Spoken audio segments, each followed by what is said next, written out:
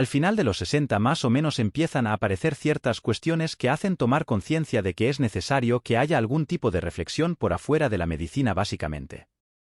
Una de las cuestiones que va a aparecer a fines de los 50 son dilemas a raíz de una nueva tecnología médica que mantiene la vida de los enfermos críticos, como el caso del respirador artificial, justo el que llevó a debates en la crisis del COVID en 1958 aproximadamente. Se sabe que hubo correspondencia entre el Dr. Bruno Haidt, que era un médico austriaco, y el Papa Pío XII, en donde se le pregunta qué es lo que se debe hacer cuando la tecnología mantiene la vida pero está en coma. ¿Qué hacer?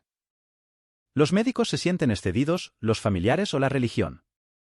Es uno de los temas que empieza a aparecer junto al antecedente de las investigaciones criminales de los médicos en la Segunda Guerra Mundial juzgados en Nuremberg y Tokio.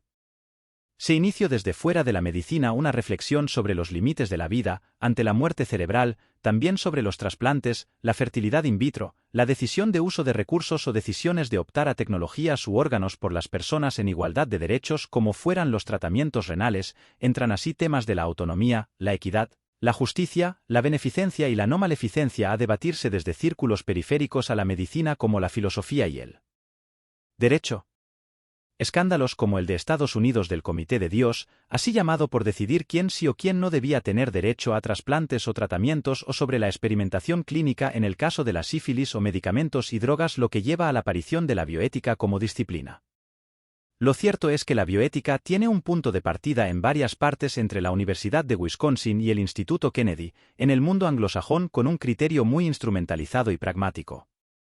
Potter escribe el libro Bioética, puente hacia el futuro, y él lo pensaba como un puente entre las ciencias y las humanidades. Entonces tenemos que los debates en general, sobre los códigos, las normas, las afirmaciones que se hacen desde el derecho, la religión o la bioética, pueden tener el mismo contenido. Por ejemplo, los tres pueden decir, no hay que matar, no se debe matar, pero la fundamentación es diferente. En el caso de la religión va a ser el dogma, sus libros sagrados, y en función de eso, para esta estipular cierta, digamos, normas religiosas o ciertos las pautas religiosas. En el caso del derecho, el derecho implica una cierta ordenación social pero lo que vamos a ver es que, en realidad, las leyes pueden o no coincidir con la moral. Por ejemplo, eso sucede con la legislación del aborto o la eutanasia en un mismo país en diferentes épocas o en diferentes países. En cambio, con la bioética, el tipo de fundamentación va a ser diferente, va a estar basada en argumentos morales, en razones éticas, en teorías éticas, esto es, de la filosofía. La bioética es una filosofía de ética aplicada.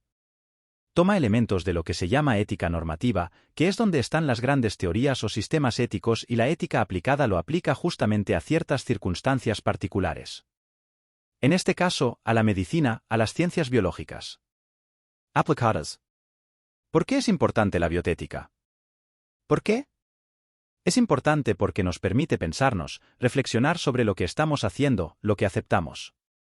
Pero en realidad la bioética va a surgir porque hay un montón de situaciones que nos interpelan cotidianamente. Hablamos del respirador artificial, hablamos del aborto, hablamos de la eutanasia, hablamos de la salud pública.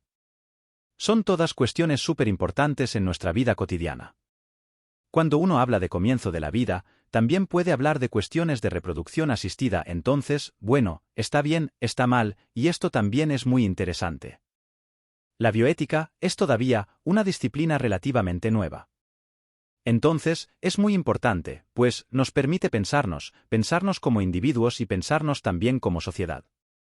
Cuando somos pacientes y tenemos que elegir un tratamiento o el hecho de elegir un tratamiento, estamos hablando de la autonomía, que es uno de los temas centrales. Cuando hablamos de la distribución, acceso de recursos en salud, hablamos de justicia.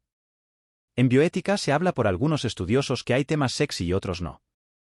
Los sexys son los que están en el límite de la ciencia, los controvertidos como la genética, la neurociencia, la biorobótica o la IA aplicada a las decisiones que comprometen la calidad de vida. En cambio, los problemas aburridos hablan de la vulnerabilidad de las relaciones humanas, como la justicia, la autonomía, las políticas de inclusión distributivas de no maleficencia. Hay que decir que si bien la bioética tiene un anclaje, un soporte teórico muy filosófico, es algo práctico. La bioética tiene que ver con lo interdisciplinario, la bioética tiene que tener ese espíritu de diálogo, de escuchar, de entender porque no es la teoría por la teoría. La bioética trata de enseñar a argumentar, digamos, enseñar a dar razones, a solucionar o entender los múltiples conflictos entre obligaciones morales y un dilema moral. De hecho, la bioética se centra en sus estudios en la casuística para dejar la abstracción y llegar a soluciones prácticas de problemas desde argumentos claros. Los esperamos en el próximo podcast Hablemos de Bioética. Aquí en Utópicos Radio USC de la Facultad de Humanidades y Artes de la Universidad Santiago de Cali.